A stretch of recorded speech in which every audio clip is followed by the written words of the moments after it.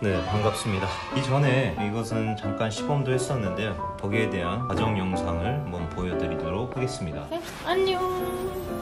안녕하십니까. 입시반 전임 선생님이신 병철쌤이랑 같이 오늘은 라이브 스트리밍 때 수업했던 개체들이에요. 이 크리스마스 볼이랑 반짝이는 은박 접시 가지고 그때도 라이브 스트리밍 수업으로 한번 출연했었는데 그림 보면서 얘기 시작해볼까요?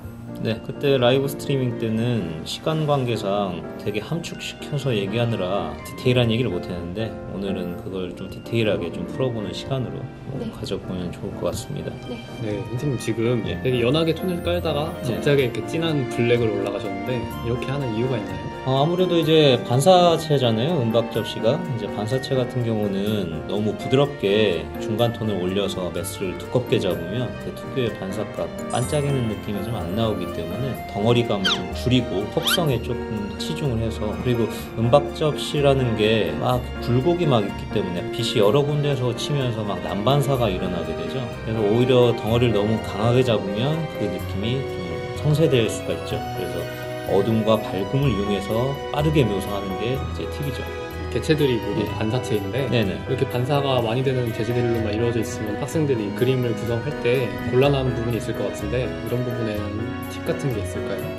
스케치 상황에서 자기가 어떻게 설정을 하느냐가 굉장히 중요하죠. 자기가 어떤 부분에 좀 중점을 둬서 반사값을 줄지 체계화를 시켜놓고, 그 외 부분에서는 그 메인의 반사값보다는 좀 덜하게끔 뭐 은은하게 비친다거나 얄팍하게 비춰져서 메인의 반사값에 힘을 미치지 못하게끔 만들어준다든지 하게끔 스케치 상황에서 설정이 중요하죠. 이용만 앞서서 여기저기 다 비슷하게 반사값을 이제 줘가지고 막 멋있게 보여주려고 하다가 수습을 못하는 경우가 생기는데, 디자인은 결국에 이제 조절이 중요하기 때문에 자기가 어떤 부분에 집중시키고 어떤 부분을 약간 서브로 두고 하느냐를 잘 설정해야 채색할 때도 좀 편하게 할 수 있죠. 처음 학기 초에 구도 짜는 고3들을 위한 꿀팁 같은 게 좀 따로 있을까요? 얼마 전에 학생한테 그런 질문이 들어왔어요. 다른 학원에서 이제 옮겨온 학생인데 그 학원에서는 카피 위주로 많이 진행을 하다가 옮겨와서 자유로운 구조에 대한 이미지를 이제 만들다 보니까 너무 힘들다, 어떻게 따라가야 될지 모르겠다라는 얘기를 하길래, 아무리 완성작이라고 해도 전체 완성작이라고 생각하지 마시고 정말 주제 연출, 개체 하나부터 혹은 개체 두세 개부터 시작해서 그걸 예쁘게 보여주기 위한 다른 뷰 같은 거를 이제 설정을 하고 개체를 조금씩 늘려가다 보면 쉽게 무너지지 않는 그림들이 나오죠. 개체들을 전체적으로 칠을 하시는 게 아니라 한 번에 하나씩 완성을 해가시는 것 같은데 이렇게 하신 이유가 있나요? 고3들 같은 경우는 예비반에서 올라와서 4시간, 5시간을 풀로 집중해서 막 하기가 힘들기 때문에 너무 전체적으로 넓혀서 칠하다가 자기가 더 이상 어디에 해야 될지 몰라 한다거나 하다가 좀 막연해지는 상황들이 계속 생겨요. 내지르고 수습을 못하는 거죠.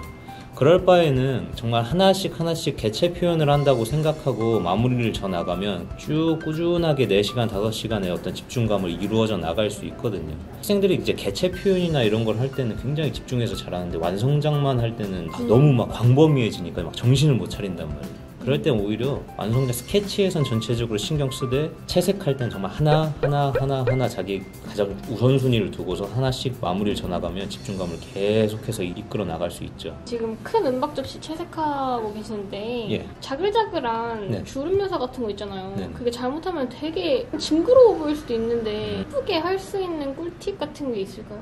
관찰이 제일 중요하죠. 사실은 관찰력이 제일 중요한데, 추가적인 팁으로 좀 말씀을 드리자면 많은 패턴들이 반복되어 있는 거잖아요. 그 와중에서는 이제 좀 크기 조절을 잘 해야죠. 두꺼운 것들이 있으면 바로 옆에 얇은 것들을 넣고, 얇은 게 있으면 좀 두꺼운 것도 넣고 조절을 해 나가야지 많이 그려 보이는 효과를 내는데, 많이는 그리는데 막상 한 발짝 떨어져서 보면 밋밋해 보이는 학생들이 있어요. 일정하고 균일하게 형태를 넣는다거나 그렇게 되면 이제 많이 그려도 밋밋한 형태가 나오죠. 선 요소를 마지막에 추가를 다 하셨잖아요. 네네. 딱 선 요소가 들어가니까 훨씬 긴장감도 있어 보이면서도 안정감도 있어 보이고 뭐 완성돼 보이는 느낌이 확 들거든요.